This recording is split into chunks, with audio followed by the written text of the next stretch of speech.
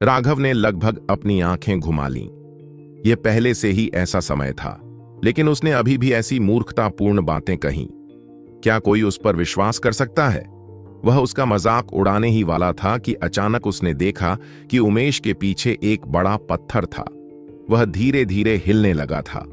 राघव अंदर ही अंदर खुश हो गया। इस बार वह बच गया था, लेकिन फिर भी उसने समझदारी भरा भाव बनाए रखा। जब तक तुम शपथ नहीं लेते, मैं तुम्हें कभी भी मारक दवा नहीं दूंगा। कोई चालाकी भरा विचार मत लाओ। मेरी स्टोरेज रिंग में हजारों औषधीय गोलियां भरी हैं। सही मारक दवा मिलने से पहले तुम बहुत पहले ही मर चुके होगे। ठीक है, मैं कसम खाता हूं। अगर मैं अपना वादा तोड़ता हूं तो मुझे मर जाने दो। उमेश ने जल्दी से कसम खाई। अभी तक वह सचमुच राघव को मारने और मारक की खोज करने के बारे में सोच रहा था, लेकिन जब उसने राघव की बात सुनी तो उसने यह विचार त्याग दिया। अगर यह सच था और उसके पास इतनी सारी दवाइयां थीं, तो वह संभवतः मारक दवा कैसे खोज सकता था? अगर उसने गलत गोलियां खा लीं, तो क्या वह और भी जल्दी नहीं मर जाएगा? नहीं, यह शपथ पर्याप्त कठोर नहीं है। मुझे जहर की शपथ चाहिए। राघव ने अपना सिर हिलाया। उसने देखा कि उमेश के पीछे का पत्थर पहले से ही धीरे धीरे ऊपर उठ रहा था और चुपके से 8 लंबे बालों वाले पैर छोड़ रहा था। राघव जानता था कि यह स्टोनी डेविल स्पाइडर है, जो तीसरे दर्जे का जादुई जानवर है। यह छिपने का सच्चा मास्टर था। यह नसों के पैटर्न से ढका हुआ था, जिससे यह बिल्कुल एक पत्थर जैसा लग रहा था, जिससे यह पृष्ठभूमि का हिस्सा लग रहा था। यहां तक कि उसके पास से गुजरने पर भी उसे नोटिस करना मुश्किल होगा। सबसे भयावह बात थी उसका अविश्वसनीय धैर्य। कभी कभी यह शिकार के आने की प्रतीक्षा में महीनों या वर्षों तक छिपा रहता है, फिर चुपके से बाहर निकल आता है। अब स्टोनी डेविल स्पाइडर पहले से ही सीधा खड़ा था और उमेश के ठीक पीछे रेंग रहा था।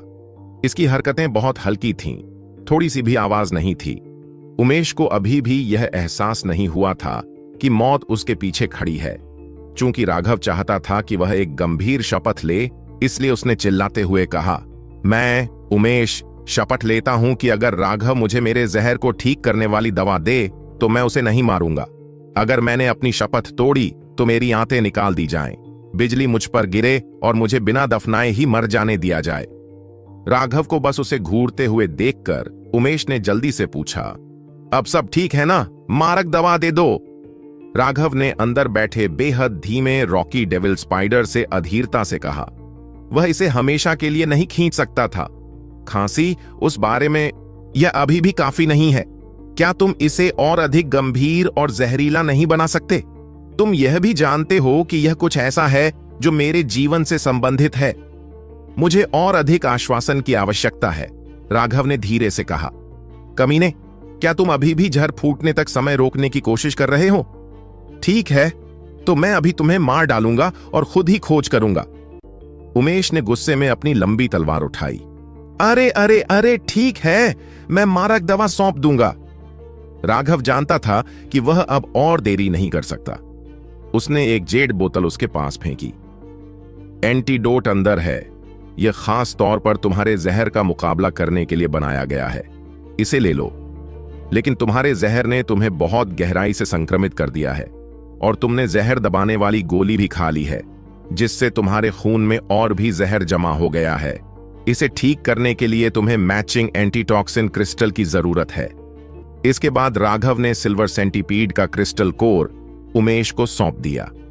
जब उमेश ने उस क्रिस्टल केयर को छुआ तो उसने तुरंत महसूस किया कि उसके शरीर में जहर बदल गया है। अब यह उसके अंगों पर पागलपन से हमला नहीं करता, जिससे उसे राहत मिली। कम से कम उसे अपने जहर का मारक तो मिल गया। यह क्रिस्टल कोर उसकी जान बचाने के लिए काफी होना चाहिए। उसने जल्दी से राघव द्वारा दी गई औषधीय गोली भी खा ली। हालांकि वह कोई कीमियागर नहीं था, लेकिन औषधीय गोलियों को पहचानने में उसे महारत हासिल थी। वह जानता था कि यह एक एंटीटॉक्सिन गोली है। रॉकी डेविल स्पाइडर को एक बुजुर्ग की तरह आगे बढ़ते देखकर राघव ने गुस्से में मन ही मन कोसा, क्या इसकी गति तेज नहीं हो सकती थी? लेकिन जब उसने देखा कि उसका सिर धीरे धीरे बाहर आ रहा है और उसने अपना मुंह खोला है, जिसमें 2 लंबे जहरीले नुकीले दांत दिखाई दे रहे हैं, तो उसने राहत की सांस ली। यह देखकर कि वह अंततः हमला करने वाला था, राघव खुशी से लगभग रो पड़ा। यह किस तरह की चीज है? उमेश ने मुट्ठी के आकार के क्रिस्टल कोर पर नजर डाली। एक ही घूंट में निगल जाओ, राघव ने आह भरते हुए कहा। छी, मैं इसे एक घूंट में कैसे निगल सकता हूं? क्या तुम मुझे घुट घुट कर मरने के लिए कह रहे हो? उमेश गुस्से से बोला। वह क्रिस्टल कोर मुट्ठी के आकार का था और चाहे किसी का मुंह कितना भी बड़ा क्यों ना हो, उसे निगलना असंभव था। अगर आप इसे अपने मुंह में फिट भी कर लें तो भी यह आपके गले से नीचे नहीं उतरेगा। मैं तुमसे नहीं, बल्कि तुम्हारे पीछे खड़ी उस चीज से बात कर रहा था। राघव ने दयनीय भाव से अपने पीछे की ओर इशारा किया। उमेश के चेहरे पर भाव बदल गए और वह जल्दी से पीछे मुड़ा, लेकिन इससे पहले कि वह ऐसा कर पाता, उसकी पीठ से एक तेज दर्द हुआ, जैसे कि 3 मीटर लंबा नुकीला दांत उसके शरीर में घुस गया हो। उमेश के शरीर में एक लंबा नुकीला दांत घुस गया। वह अविश्वास से अपने पेट से बाहर निकले उस नुकीले दांत के सिरे को देख रहा था। वह दहाड़ते हुए पूरी ताकत से अपनी लंबी तलवार को पीछे से वार करने लगा।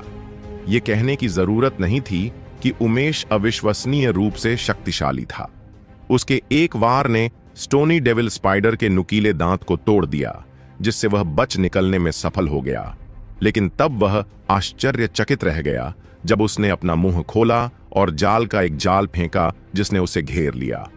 वह जाल दर्जनों मीटर लंबा था और राघव भी उसमें फंस गया। लेकिन चूंकि वह किनारे पर ही था और उसने पहले ही क्षण जल्दबाजी में अपना बचाव कर लिया था, इसलिए वह आसानी से बाहर निकलने में सफल हो गया। आह! उमेश ने एक करुण चीख निकाली, क्योंकि वह उस जाल में बुरी तरह से लिपटा हुआ था। वह जाल में फंसी मछली की तरह था जो बचकर निकलने में असमर्थ था। स्टोनी डेविल स्पाइडर ने फिर अपना जाल फैलाया। एक पल में उमेश के पैर उसके मुंह में फंस गए। तीव्र दर्द और भय के कारण वह चीखने लगा। यहां तक कि राघव के भी रोंगटे खड़े हो गए जब उसने खुद को जिंदा खाए जाने का यह दृश्य देखा। मर जाओ तुम कमबख्त जानवर, उमेश ने दहाड़ लगाई। उसकी कमर के नीचे की हर चीज पहले ही उसके मुंह में जा चुकी थी। अपनी आखिरी ताकत से उसने अपनी लंबी तलवार उसके सिर पर वार कर दी। चट्टान तोड़ने वाला प्रहार। भयानक तलवार ऊर्जा ने सीधे उसके सिर को काट दिया। वह एक ही वार में इस तीसरे दर्जे के जादुई जानवर को मारने में कामयाब हो गया था, लेकिन वह खुद को बचाने में कामयाब नहीं हुआ था।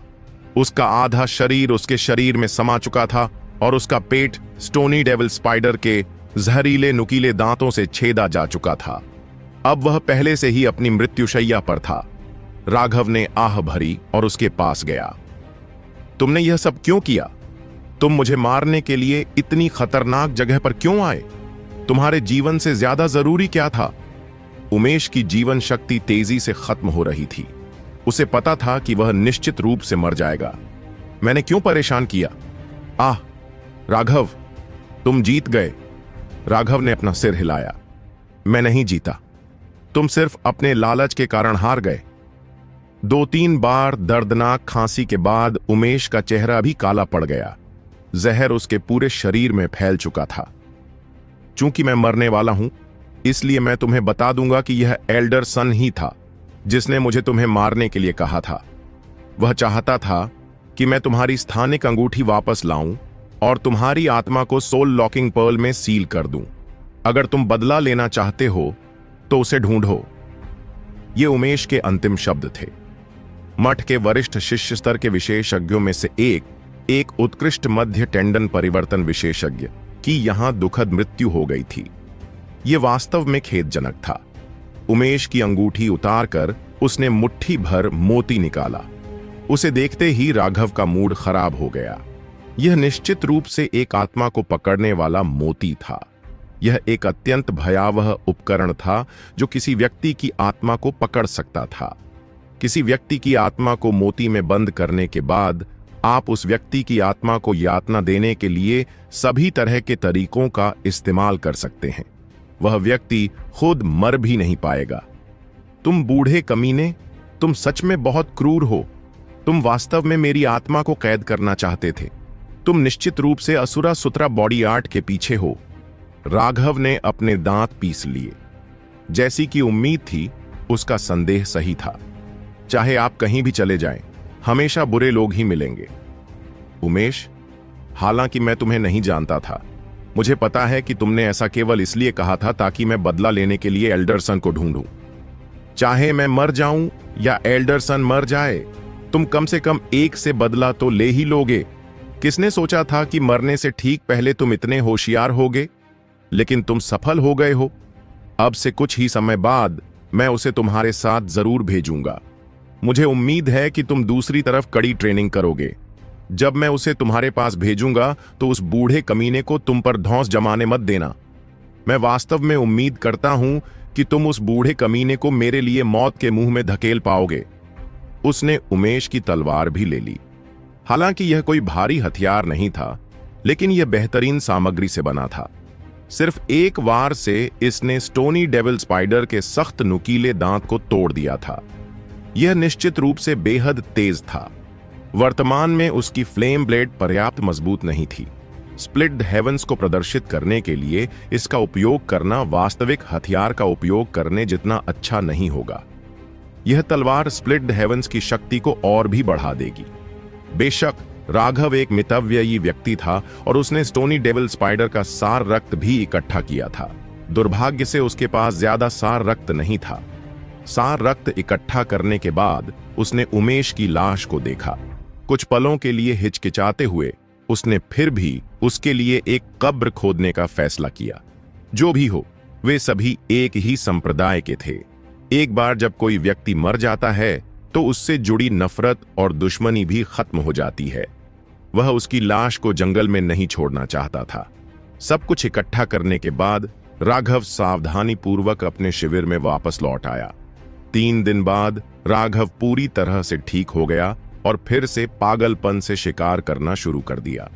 अब जबकि उमेश की मृत्यु हो गई थी, संकट अस्थायी रूप से टल गया था। लेकिन राघव ने देखा था कि उसके और उसके वरिष्ठ प्रशिक्षु भाइयों के बीच कितना अंतर था। वह एक भी वार झेलने में असमर्थ था। इससे पहले जब उसने बलदेव से युद्ध किया था तो उसे एहसास हुआ था कि उसके वरिष्ठ शिष्य अविश्वसनीय रूप से शक्तिशाली थे। लेकिन उसने अभी भी यह नहीं सोचा था कि वे इस स्तर तक पहुंच गए हैं।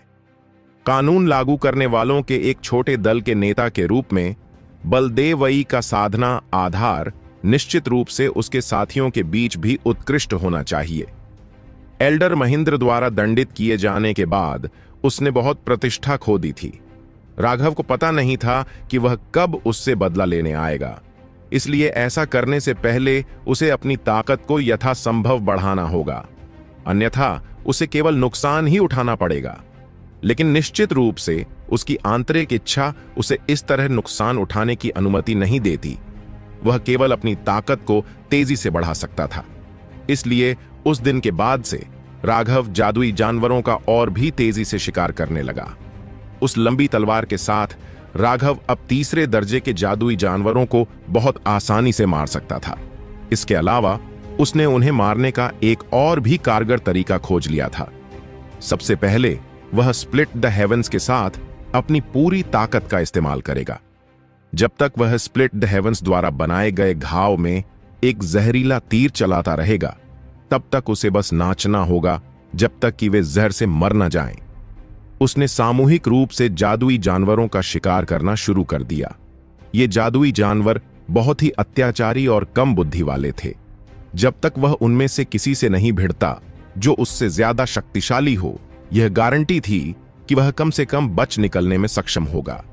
इस तरह की शिकार पद्धति से राघव की क्षमता हर 2 दिन में एक जादुई जानवर से बढ़कर हर दिन 2 जादुई जानवरों तक पहुंच गई। 3 दिन बाद राघव ने 7 जादुई जानवरों के सार रक्त को अवशोषित कर लिया था, जिससे उसे 9वें स्वर्ग चरण में आगे बढ़ने की अनुमति मिल गई। रक्त संघनन के 9वें स्वर्ग चरण तक पहुंचने के बाद राघव की ताकत और भी बढ़ गई। लेकिन दुर्भाग्य से भारी हथियार के बिना वह अपने शक्तिशाली शरीर की पूरी क्षमता को बाहर लाने में असमर्थ था। राघव ने खुद से कसम खाई कि एक बार जब वह वापस लौटेगा तो वह निश्चित रूप से एक भारी हथियार प्राप्त करेगा, अन्यथा वह अपनी ताकत का सही उपयोग करने में असमर्थ होगा, चाहे वह कितना भी शक्तिशाली क्यों ना हो।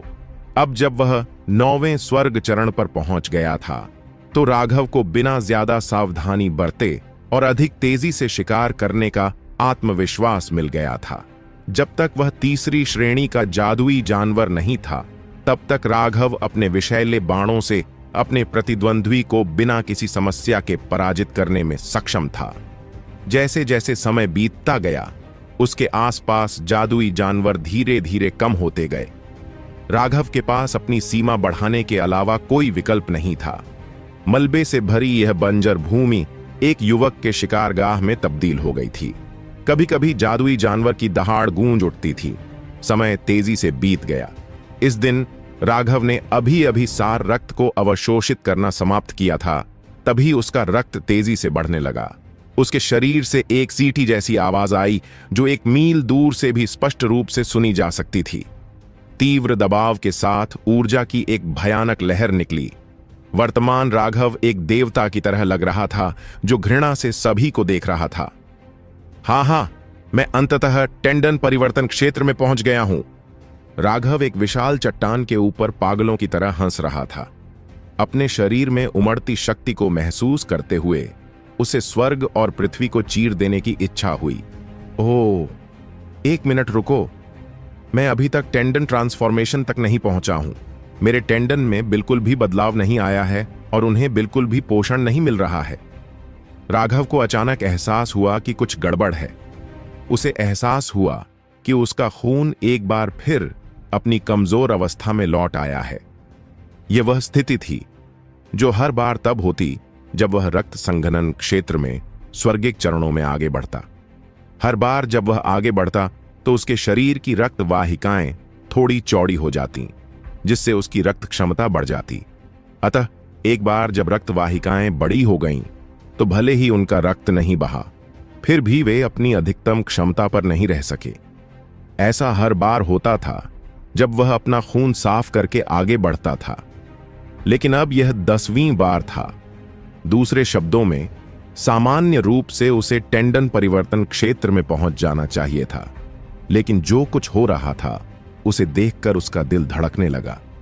क्या यह असुरा सुथरा बॉडी आर्ट के रक्त संघनन क्षेत्र में भी 13 स्तर हो सकते हैं? राघव अचंभित हुए बिना नहीं रह सका। 9वें स्वर्ग चरण से आगे बढ़ने के लिए उसने कुल 37 तीसरे दर्जे के जादुई जानवरों को मार डाला था। उसके बाद ही उसने पर्याप्त सार रक्त इकट्ठा किया था। उसने मूल रूप से सैकड़ों मील की सीमा के भीतर जितने भी जादुई जानवर हो सकते थे उन्हें मार दिया था। फिर असुरा सुथरा बॉडी आर्ट की कठिनाई में वृद्ध के अनुसार क्या उसे 11वें स्वर्ग चरण तक पहुंचने के लिए 70 तीसरे रैंक के जादुई जानवरों को मारने की जरूरत नहीं होगी? फिर 12वें स्वर्ग चरण के लिए 140 जादुई जानवरों की आवश्यकता होगी और 13वें स्वर्ग चरण के लिए 280 की आवश्यकता होगी। अपनी उंगलियों पर गिनते हुए राघव का उत्साह तेजी से कम हो गया। टेंडन परिवर्तन क्षेत्र तक पहुंचने से पहले उसे कम से कम 500 तीसरी श्रेणी के जादुई जानवरों को मारना होगा। 500! वे वध के लिए 500 सुअर नहीं थे। क्या यह सिर्फ एक मजाक नहीं था? ब्लड कंडेंसेशन के नौसिखिए के लिए 500 तीसरी रैंक के जादुई जानवरों को मारना बहुत मुश्किल था। ऐसा करने के लिए उसे हमेशा शिकार करना पड़ता। राघव ने गुस्से में शाप दिया। उसके पास कोई आत्मा रक्त, आत्मा हड्डी या आत्मा जड़ नहीं थी, इसीलिए असुरा सुथरा बॉडी आर्ट ही उसका एकमात्र विकल्प था। कुछ देर तक शाप देने के बाद उसके पास अपने भाग्य को स्वीकार करने के अलावा कोई विकल्प नहीं था। अरे रुको, मेरे खून का रंग बदल गया है, अब इसमें थोड़ा सोना भी है। राघव अचानक रुक गया। जब उसने अपने अंदरूनी शरीर की जांच की तो उसने देखा कि उसके खून में सोने के कण उभर आए थे, जो सुनहरी रेत की तरह दिख रहे थे। यह असुरा सुथरा बॉडी आर्ट वाकई अजीब है।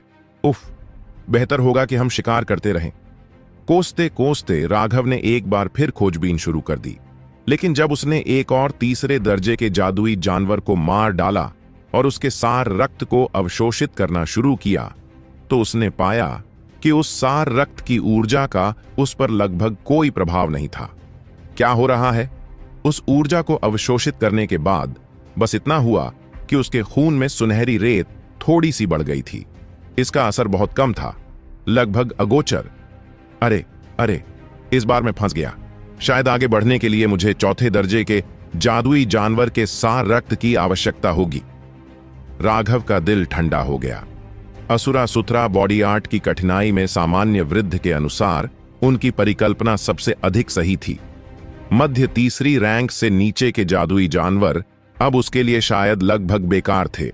कम से कम उसे देर से तीसरी रैंक के जादुई जानवरों को मारना होगा।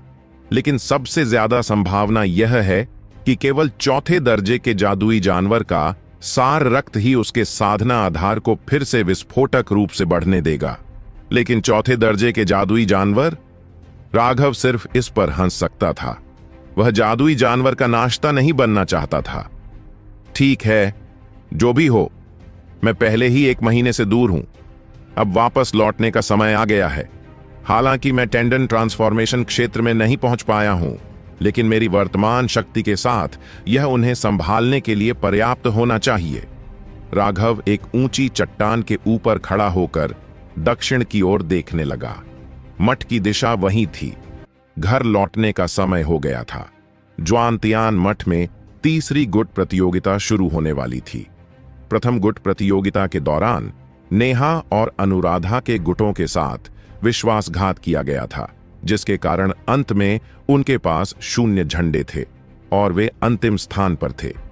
फिर राघव ने उन गद्दारों को बेरहमी से मार डाला और उसे मलबे के बंजर इलाके में निर्वासित कर दिया गया।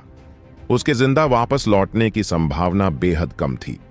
आखिरकार वह निर्वासितों का कब्रिस्तान था।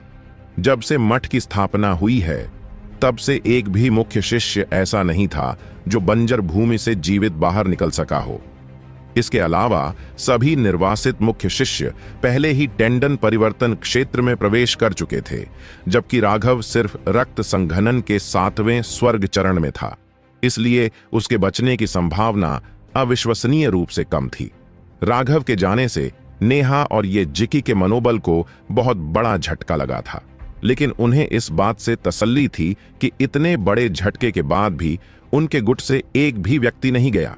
राघव द्वारा उनके लिए छोड़ी गई औषधीय गोलियां खाने के बाद उनके गुटों के साधना आधार एक बार फिर विस्फोटक रूप से बढ़ गए। कई बिंदुओं के समर्थन के बिना भी वे दूसरों से बिल्कुल भी कम नहीं थे। जब भी वे मिशन वितरण भवन में जाते थे तो उन्हें केवल कुछ कचरा मिशन ही प्राप्त हो पाते थे। इसके अलावा वे हर दिन उन बेकार मिशनों को भी प्राप्त करने में असमर्थ थे। अधिकांश मिशन पहले ही दूसरे गुटों द्वारा ले लिए गए थे। उनके पास अधिक पुरस्कारों के साथ उच्च स्तरीय मिशन प्राप्त करने की 0 संभावना थी।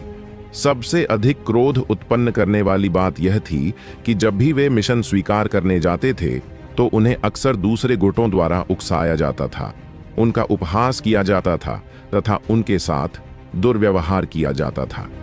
इससे नेहा और अनुराधा बेहद क्रोधित हो गए थे। यहां तक कि सबसे निचले स्तर के मिशन प्राप्त करने पर भी दूसरे लोगों के उकसावे उन पर आ जाते थे। अगर वे उन मिशनों को पूरा करने में असमर्थ होते तो न केवल उन्हें कोई अंक नहीं मिलता, बल्कि उन्हें असहनीय रूप से परेशान भी किया जाता। जब पहली गुट प्रतियोगिता समाप्त हो गई और राघव को निर्वासित कर दिया गया तो मठ के सभी गुटों ने 3 गठबंधन बनाए। एक गुट मनोज के नेतृत्व वाला था। उनके कुल 7 गुट थे और वे सबसे मजबूत थे। फिर नेहा और अनुराधा के नेतृत्व में एक और गठबंधन था। उनके कुल 5 गुट थे। शुभम और विनायक के अलावा उनके समर्थन में अपना गुट लाने वाला 5वां व्यक्ति शिवांश था। वह पहला अजनबी था जिसने राघव के प्रति अपना समर्थन व्यक्त किया था। उस समय उनके साथ खड़े होकर उनका समर्थन करने वाले अन्य लोग भी थे। हालांकि जब उन्हें पार्टी से निकाल दिया गया तो वे सभी चुप हो गए। कुछ तो चुपके से मनोज के गठबंधन में शामिल हो गए। यह निश्चित रूप से क्रोधित करने वाला था, लेकिन नेहा भी असहाय थी। उसने वास्तविकता की क्रूरता देखी थी। राघव के पक्ष में खड़े हुए अन्य 7 गुटों में से केवल शुभम, विनायक और शिवांश ही वास्तव में राघव के समर्थक थे। और उनके साथ चले गए थे। बाकी 4 लोग स्पष्ट रूप से राघव की भयानक ताकत से भयभीत थे और उसके करीब जाना चाहते थे। वे चारों मूर्ख नहीं थे। हालांकि मनोज शक्तिशाली था, लेकिन कोई रास्ता नहीं था जिससे वह नेहा और अनुराधा दोनों का विरोध कर पाता। सबसे महत्वपूर्ण बात यह है कि उनके गुटों में राघव अपनी असीम क्षमता के साथ था। यहां तक कि रक्त संघनन के 7वें स्वर्ग चरण में भी वह टेंडन परिवर्तन के मुख्य शिष्यों के खिलाफ मुश्किल से ही लड़ पाया था। इससे सभी को उसकी क्षमता का पता चला। इसलिए उस समय उन्होंने सोचा था कि सभी के समर्थन से वे निश्चित रूप से राघव को बचाने में सक्षम होंगे। इस तरह न केवल वे न्याय का प्रतीक बनेंगे, बल्कि उन्हें एक शक्तिशाली साथी भी मिल सकेगा। लेकिन बाद में संप्रदाय के नेता प्रकट हुए और उन्होंने राघव को मलबे के बंजर इलाके में निर्वासित कर दिया, जिससे वे स्तब्ध रह गए। उनकी नजर में राघव पहले से ही निश्चित रूप से मर चुका था। उनके पास अपने गठबंधन पर पुनर्विचार करने के अलावा कोई विकल्प नहीं था। उनमें से कुछ ने मनोज के सामने झुकने में कोई संकोच नहीं किया और आज्ञाकारी रूप से उसके गुट में शामिल हो गए। मनोज और नेहा के गठबंधनों के अलावा एक तटस्थ गठबंधन भी था। उस गठबंधन का नेतृत्व चिरंजीव कर रहे थे। वह चौथा मुख्य शिष्य था जिसने अपने पैतृक चिन्ह को पुनर्जीवित किया था। उसकी युद्ध शक्ति अविश्वसनीय रूप से शक्तिशाली थी और वह बेहद घमंडी था। लेकिन 3 अन्य लोगों के सामने, जिन्होंने भी अपने पूर्वजों के निशान जगाए थे, वह घबराए बिना नहीं रह सका। यह बात खासकर मनोज के मामले में सच थी। मठ में शामिल होने से पहले ही उसने अपने पूर्वजों के निशान जगा लिए थे, इसलिए उसकी ताकत निश्चित रूप से सभी में सबसे बड़ी थी। मनोज और नेहा के विरोधी पक्ष लेने के कारण उसने समझदारी से तटस्थ रहने का फैसला किया। उसने मनोज का पक्ष नहीं लिया, लेकिन उसने नेहा पर तब हमला भी नहीं किया जब वह नीचे थी। उन्होंने 4 गुटों को अपने अपने काम करने के लिए प्रेरित किया। वे अन्य 2 गठबंधनों में से किसी को भी नाराज नहीं करेंगे। 1 महीने बाद, जबकि राघव मलबे के बंजर भूमि में तीसरे दर्जे के जादुई जानवरों को मारने में व्यस्त था, दूसरे गुट की प्रतियोगिता शुरू हो गई थी।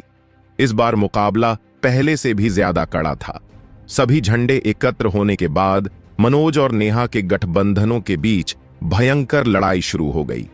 अपने घृणित शत्रुओं को देखकर दोनों दलों की आंखें लाल हो गईं और वे दूसरे पक्ष का झंडा छीनने के लिए पूरी ताकत से लड़ने लगे। लेकिन जिस बात ने सभी को भय से पीला कर दिया, वह यह थी कि जब मनोज की पूरी ताकत फूट पड़ी और उसके शरीर के सभी रूंड चमक उठे, तो वह अकेले ही नेहा और अनुराधा दोनों से लड़ने में सक्षम हो गया। तभी सभी को एहसास हुआ कि मनोज वास्तव में बहुत शक्तिशाली था। वह किसी ऐसे व्यक्ति के योग्य था जिसने मठ में शामिल होने से बहुत पहले अपने पैतृक चिन्ह को पुनर्जीवित किया था। वह पहले से ही पूरी तरह से जानता था कि इसकी रूणिक शक्ति का उपयोग कैसे किया जाता है। लेकिन नेहा और अनुराधा के लिए उन्होंने अपने पूर्वजों के निशान को केवल 2 महीने पहले ही जगाया था। वे अपने पूर्वजों के निशान की पूरी शक्ति का उपयोग करने में पूरी तरह से असमर्थ थे। उन दोनों ने अपनी पूरी ताकत से लड़ाई लड़ी थी, लेकिन वे उसे पराजित करने में असमर्थ रहे थे। गठबंधन मूल रूप से 7 के विरुद्ध 5 गुटों का था। यह एक निश्चित असमानता थी और अब मनोज ने अपने 2 सबसे मजबूत विशेषज्ञों को अकेले ही हरा दिया था। वे तुरंत हार गए थे। जब घंटी बजी तो नेहा और अनुराधा के झंडे पूरी तरह से चुरा लिए गए थे। इससे बचने का कोई रास्ता नहीं था। उन दोनों के बीच बहुत ज्यादा अंतर था। 2 दुश्मन मुख्य शिष्यों ने सीधे नेहा और अनुराधा के रैंकों पर हमला किया था। वे आंतरिक और बाहरी शिष्य उन्हें रोकने में पूरी तरह से असमर्थ थे। सबसे अधिक खेद की बात यह थी कि उन दोनों ने न केवल उनके झंडे चुरा लिए थे, बल्कि जिन शिष्यों ने उनका विरोध करने का साहस किया था, उन्हें क्रूरतापूर्वक घायल कर दिया था। उनकी हड्डियां तोड़ दी थीं और उनकी नसें तोड़ दी थीं। घंटी बजने के बाद भी उनके गुटों में से केवल कुछ ही लोग ऐसे थे जो रेंग कर चलने में सक्षम थे। बाकी सभी लोग जमीन पर पड़े थे, इतनी बुरी तरह घायल कि वे हिल भी नहीं पा रहे थे। नेहा और अनुराधा अपने शिष्यों को घायल अवस्था में पड़े देखकर क्रोधित हो गए थे। उनके चेहरे पर क्रोध के आंसू बह रहे थे। वे अपनी बेबसी को कोसते थे, लेकिन वे इसे बदलने में भी असमर्थ थे। साथ ही उन्हें यह भी एहसास हुआ कि मठ में संघर्ष कितना क्रूर था। गुट प्रतियोगिता के दौरान आप किसी को मारने के अलावा कुछ भी कर सकते थे, और इसीलिए गोपाल और श्याम ने विशेष रूप से क्रूर तरीके से हमला किया था, ताकि अपने शिष्यों का आत्मविश्वास तोड़ सकें। वे चाहते थे कि वे डर महसूस करें और पूरी तरह से आत्मसमर्पण कर दें। इसके अलावा गोपाल और उनके लोगों ने यह सब बहुत ही चालाकी से किया था। उन्होंने जानबूझकर नेहा और अनुराधा के पक्ष के लोगों को निशाना बनाया, शुभम और उनके लिए। हालांकि वे उन्हें बचाना चाहते थे, लेकिन उनकी ताकत उनके अपने दुश्मनों को पीछे धकेलने में असमर्थ थी। वे केवल यह देख सकते थे कि उन्हें अपमानित किया जा रहा है। इस तरह की लाचारी अविश्वसनीय रूप से क्रोधित करने वाली थी, जो उन्हें मारने के लिए पर्याप्त थी। लेकिन उनमें भी राघव जैसी हिम्मत नहीं थी कि वे लोगों को मार सकें। उनका गुस्सा उनके अंदर ही सुलगता रहता था। उन सभी को इस बात का एहसास हुआ कि यह सब गोपाल की योजना का हिस्सा था।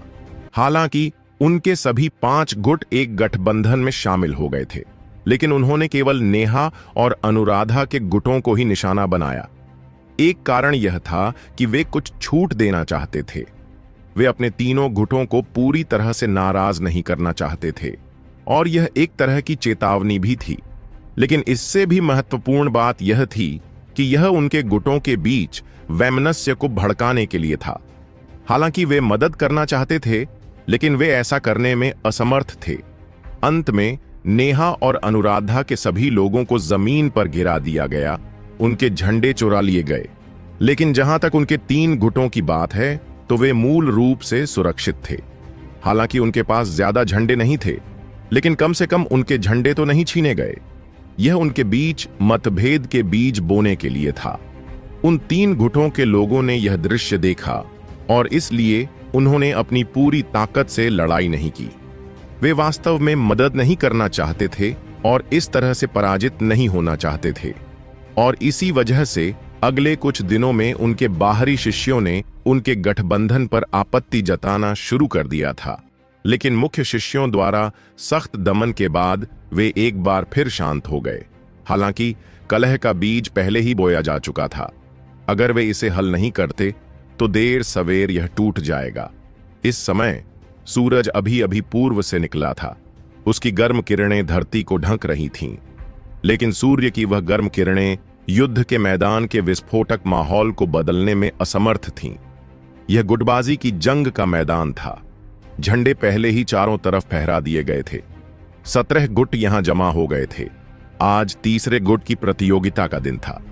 माहौल बहुत तनावपूर्ण था। नेहा और अनुराधा जानते थे कि अगर वे फिर से आखिरी स्थान पर रहे तो उनका सफाया हो जाएगा। राघव ने नेतृत्व करने के बाद अपने गुट के अंकों का उपयोग औषधीय सामग्री खरीदने के लिए किया था, और 3 दिन और रात तक शोधन किया था, ताकि सभी बहुत पीछे न रह जाएं। यह दूसरे गुट प्रतियोगिता के लिए कुछ नियम रखने के लिए भी था। लेकिन मनोज के प्रथम स्थान पर आने के बाद उसे बहुत सारे अंक मिले थे। उसने न केवल औषधीय गोलियां खरीदी थीं, बल्कि उसे कुछ खजाने भी मिले थे जो उनकी साधना में सहायक हो सकते थे। उनकी शक्ति में तेजी से वृद्धि हुई थी, और इसलिए भले ही राघव ने वह सहायता छोड़ दी थी, लेकिन उन्हें कोई श्रेष्ठता प्राप्त नहीं हुई थी। यह स्पष्ट था कि प्रथम स्थान के लिए पुरस्कार कितने फायदेमंद थे। शीर्ष 3 स्थानों पर मनोज, गोपाल और श्याम का कब्जा था। पिछली बार उन्होंने उन्हें पीछे छोड़ दिया था। अब इस बार दूरी और बढ़ गई थी। नेहा, तुम कैसी हो? क्या तुमने इस पर विचार किया है? अगर तुम मेरे साथ जुड़ जाओगी तो तुम्हारी स्थिति तुरंत सुधर जाएगी, अन्यथा तुम हमेशा के लिए अंतिम व्यक्ति बन जाओगी। मनोज ने अहंकार से नेहा को देखा। सपने देखते रहो। नेहा को अब उससे सचमुच घृणा होने लगी थी। मनोज को इसकी परवाह नहीं थी और वह बस हंस पड़ा। क्या तुम अभी भी उस सुंदर लड़के के बारे में सोच रहे हो? हाँ, 2 महीने हो गए हैं, लेकिन वह अभी तक वापस नहीं आया है। इसका मतलब है कि वह बहुत पहले ही जादुई जानवर के गोबर में बदल चुका है। मनोज, इस बार मैं तुम्हें अपनी राह पर चलने नहीं दूंगी। नेहा ने अपने दांत भींच लिए। मनोज ने व्यंग्यात्मक लहजे में कहा, यह आप पर निर्भर है, लेकिन मुझे लगता है कि एक बार जब आप लगातार 3 बार अंतिम स्थान पर आ गए तो आप हमेशा सबसे नीचे ही रहेंगे। घमंडी मनोज को देखते हुए नेहा ने एक गहरी सांस ली और अनुराधा की ओर मुड़ी। बहन अनुराधा, अगर हम फिर से असफल हुए तो मैं उन्हें मार डालूंगी। अनुराधा ने सिर हिलाया। उसकी आंखों में एक बर्फीली मंशा उभरी। मैं तुम्हारे साथ चलूंगी। हम इन कमीनों को मारकर बदला लेंगे। इन 2 महीनों में राघव की तरफ से कोई खबर नहीं आई थी। यह कोई अच्छा संकेत नहीं था। वे दोनों ही बेहद दुखी और गुस्से में थे। इस बार आखिरकार उन्हें मनोज और उनके लिए हत्या का इरादा महसूस हुआ। लड़ना और लोगों को मारना 2 अलग अलग अवधारणाएं थीं। लड़ाई इस बात पर आधारित थी कि कौन अधिक शक्तिशाली था, लेकिन हत्या इस बात पर आधारित थी कि कौन अधिक क्रूर था, जिसे मृत्यु का डर नहीं था। अब जबकि राघव मर चुका था, नेहा का दिल ऐसा महसूस कर रहा था जैसे उससे सुइयां चुभ रही हों। वह अपने सामने खड़े उन कमीनों से नफरत करती थी। वह निश्चित रूप से उन्हें अपने साथ नीचे ले आएगी। सभी तैयार हो जाओ, यह गुट प्रतियोगिता शुरू होती है। रुको, माफ करना, मुझे देर हो गई है। अचानक एक आवाज ने वरिष्ठ प्रशिक्षु भाई बर्लिन की घोषणा को रोक दिया। लोग आश्चर्यचकित होकर मुड़े और देखा कि उगते सूरज की दिशा से एक आकृति चली आ रही है। वह आवाज सुनकर सभी लोग एकदम चुप हो गए। वे सब धीरे धीरे उस आवाज की दिशा में देखने लगे। एक व्यक्ति धीरे धीरे चलकर सबके पास आ रहा था। सुबह का सूरज उसकी पीठ को रोशन कर रहा था। उसकी सुनहरी किरणें पूरे आसमान को भर रही थीं। सूरज की रोशनी उसकी पीठ पर पड़ रही थी, जिससे वे उसका चेहरा नहीं देख पा रहे थे। उसके कंधे पर एक हड्डी का ब्लेड था जो उसके शरीर से भी लंबा था। बस ऐसे ही वह सबके पास चला गया। जब वह व्यक्ति प्रकट हुआ तो खून की तीव्र गंध फैली, जिससे सभी के दिल कांप उठे। उनकी आत्माओं में गहरा भय व्याप्त हो गया। शर्मा, राघव! जब वह व्यक्ति आखिरकार काफी करीब आ गया तो लोग आखिरकार उसका चेहरा देख पाए। उसकी भौहें तलवार जैसी थीं और नाक बाज जैसी थी।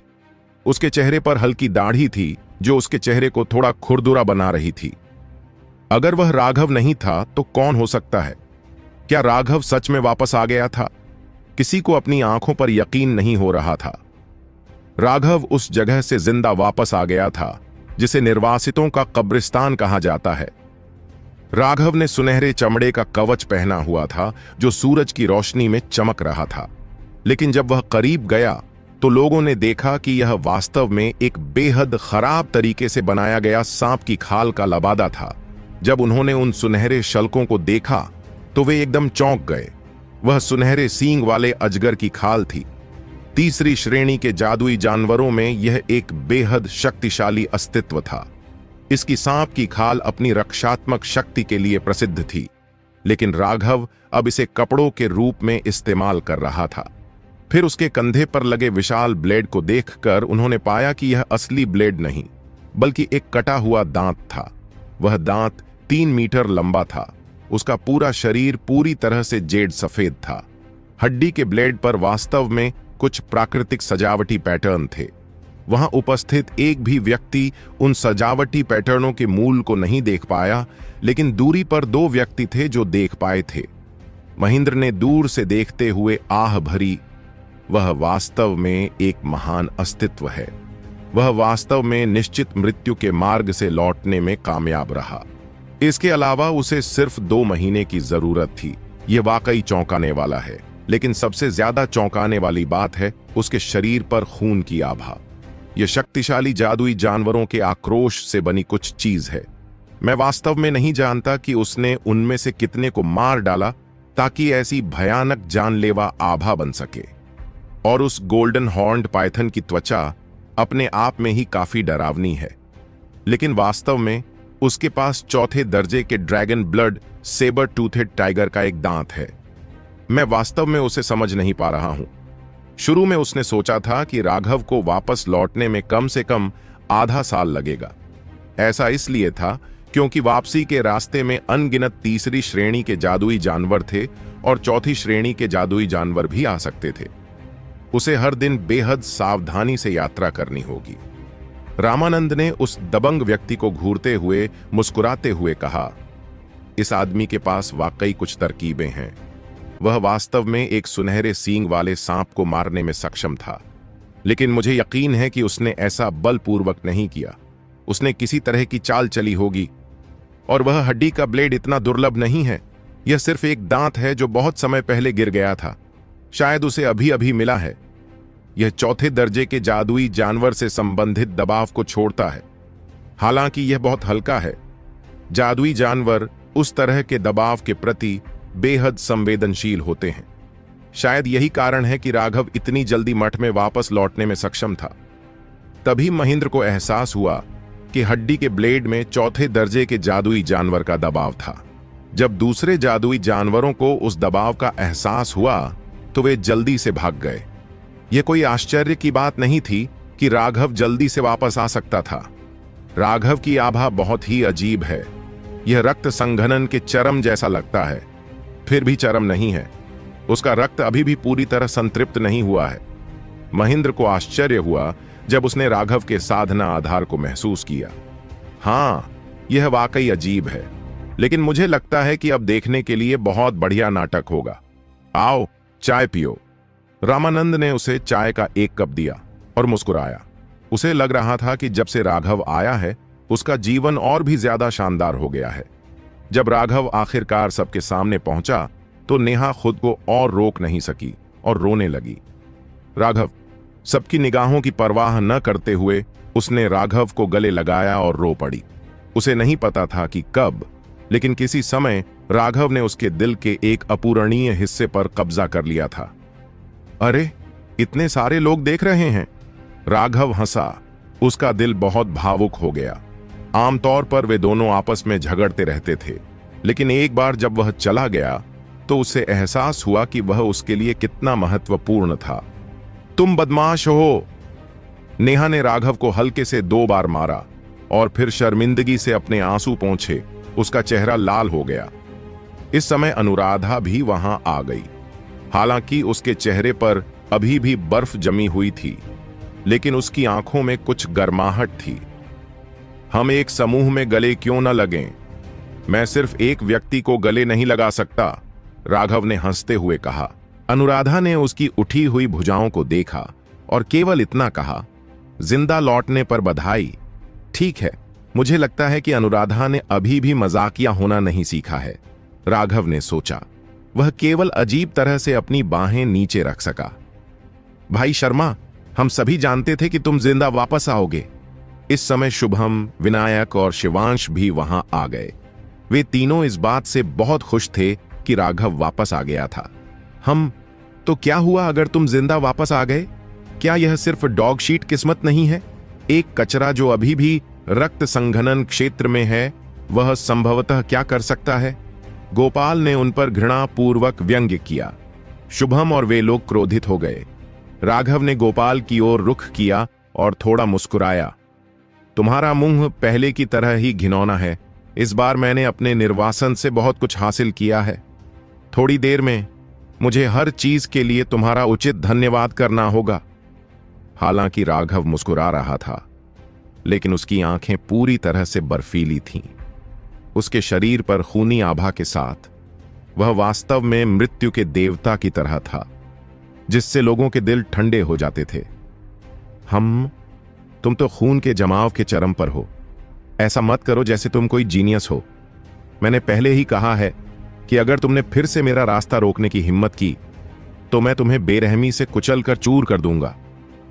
मनोज ने तिरस्कार पूर्वक नाक भौं सिकोड़ी और अपनी मुट्ठी राघव की ओर तान दी। राघव ने फिर आलस से एल्डरसन की तरफ देखा जो ऊपर था। एल्डरसन, मुझे जिंदा वापस आते देखकर आप बहुत हैरान लग रहे हैं। आपका चेहरा इतना हरा कैसे हो गया है? एल्डरसन सचमुच हैरान रह गए। उन्हें अपनी आंखों पर भी यकीन नहीं हो रहा था। उमेश विफल हो गया? यह असंभव है, बिल्कुल असंभव। उमेश मध्य टेंडन परिवर्तन क्षेत्र के शीर्ष पर है। ऐसा कोई तरीका नहीं है जिससे वह राघव को न मार सके। राघव का लौटना और उसका न लौटना किसी तरह की दुर्घटना रही होगी। सबसे अधिक संभावना है कि उसका सामना एक शक्तिशाली चौथे दर्जे के जादुई जानवर से हुआ और वह मारा गया। एल्डरसन बहुत हैरान था, लेकिन कुछ देर सोचने के बाद वह शांत हो गया। उसे यकीन था कि अगर उमेश का सामना राघव से होता तो वह निश्चित रूप से मर जाता, और चूंकि उमेश का राघव से सामना नहीं हुआ था, इसका मतलब था कि राघव को मारने के लिए किसी को भेजने का मामला उजागर नहीं होगा। लेकिन राघव के चेहरे पर वह उपहासपूर्ण मुस्कान देखकर उसका दिल धड़कने लगा। वह एक बार फिर सोचने लगा कि क्या वह गलत था। ऐसा इसलिए था क्योंकि राघव की निगाहें अंतहीन उपहास और तिरस्कार से भरी हुई थीं। अब उसे यकीन नहीं था कि राघव ने उमेश को देखा है या नहीं। अगर मठ को पता चल जाता कि उसने राघव को मारने के लिए किसी को भेजा था, तो मठ के सख्त नियमों के तहत वह निश्चित रूप से एक दयनीय मौत मरेगा। क्या एल्डरसन, आपका चेहरा अब नीला कैसे हो रहा है? क्या आप हमें चेहरे का रंग बदलने में अपना असाधारण कौशल दिखाने की कोशिश कर रहे हैं? राघव एल्डरसन की सोच को कैसे नहीं समझ पाया, लेकिन उसने भी इस बारे में कुछ नहीं कहा। ऐसा इसलिए क्योंकि उसके पास कोई सबूत नहीं था कि उमेश को एल्डरसन ने भेजा था। इसलिए वह अभी तक एल्डरसन को नीचे नहीं ला पाया था, और अगर वह कुछ भी कहता तो वह सिर्फ उसे डराता और उसे सावधान करता। राघव एक ऐसा व्यक्ति था जो अपनी दुश्मनी को याद रखता था। वह किसी ऐसे व्यक्ति को कभी माफ नहीं करेगा जिसने उसे मारने की साजिश रची हो। कितना अहंकारी! अपने बड़ों का अनादर करने की तुम्हारी हिम्मत कैसे हुई? एल्डरसन ने गुस्से से चिल्लाते हुए कहा। चाहे परिस्थिति कुछ भी रही हो, वह अभी भी मठ के एक अत्यंत प्रतिष्ठित एल्डर थे। एक शिष्य द्वारा उपहास किए जाने पर स्वाभाविक रूप से उनका गुस्सा फूट पड़ा। मैंने अपने बुजुर्गों का अनादर कैसे किया? मैंने तो बस इतना कहा कि बुजुर्ग का चेहरा रंग बदल रहा है। यह अनादर नहीं है। राघव हल्के से मुस्कुराया। वह जानता था कि एल्डरसन अपने सदमे को छुपाने की कोशिश कर रहा था। बस यही नाटक करते रहो बूढ़े कमीने। जब तुम आखिरकार अभिनय नहीं कर पाओगे तो हम अपना कर्ज चुका देंगे। वरिष्ठ प्रशिक्षु भाई बर्लिन ने जल्दी से अपना मुंह खोला जब उसने देखा कि एल्डरसन के चेहरे पर उदासी छा गई है। राघव, चूंकि तुम वापस आ गए हो, इसलिए जल्दी करो और अपने गुट में वापस जाओ। गुट प्रतियोगिता शुरू होने वाली है। राघव ने वरिष्ठ प्रशिक्षु भाई बर्लिन को सिर हिलाकर जवाब दिया। वह वास्तव में अपने इस स्थिर वरिष्ठ प्रशिक्षु भाई का बहुत अधिक सम्मान करता था। उन्होंने नेहा से फुसफुसाकर पूछा, वर्तमान स्थिति कैसी है? इस समय तक नेहा सदमे से उबर चुकी थी। उसने जल्दी से उसे बताया कि क्या हुआ था और उनकी वर्तमान स्थिति क्या है, और इस बात पर जोर दिया कि मनोज कितना शक्तिशाली था। हे बॉस, अब जब मैं वापस आ गई हूं तो आप आखिरकार मुझे उठा सकते हैं। केवल अब अर्जुन को राघव से कुछ कहने का मौका मिला। चिंता मत करो, इस बार पिछली बार जैसा नहीं होगा। तुम्हें भागने की जरूरत नहीं होगी। बस वहीं बैठो। वे घुटनों के बल बैठेंगे और अपने झंडे तुम्हें सौंप देंगे। राघव मुस्कुराया। इससे पहले कि अर्जुन जवाब दे पाता, वरिष्ठ प्रशिक्षु भाई बर्लिन ने पहले ही अगरबत्ती जला ली थी। राघव ने नेहा को निर्देश दिया कि वे झंडों को वैसे ही पकड़ें जैसे उन्होंने पहली बार पकड़ा था। डोंग, घंटी बजी और सभी मुख्य शिष्य बाहर भागे और जितने झंडे वे ले सकते थे ले लिए। लेकिन राघव ने देखा कि सभी पहले से कहीं ज्यादा तेज थे। बस कुछ ही सांसों में सभी झंडे ले लिए गए थे। ऐसा लग रहा था कि उन्होंने अपने अनुभव से बहुत कुछ सीखा है। ये लोग पहले से ही इस तरह की प्रतिस्पर्धा के आदी थे। राघव सिर्फ 5 झंडे ही हासिल कर पाया था कि जमीन पर कोई झंडा नहीं बचा।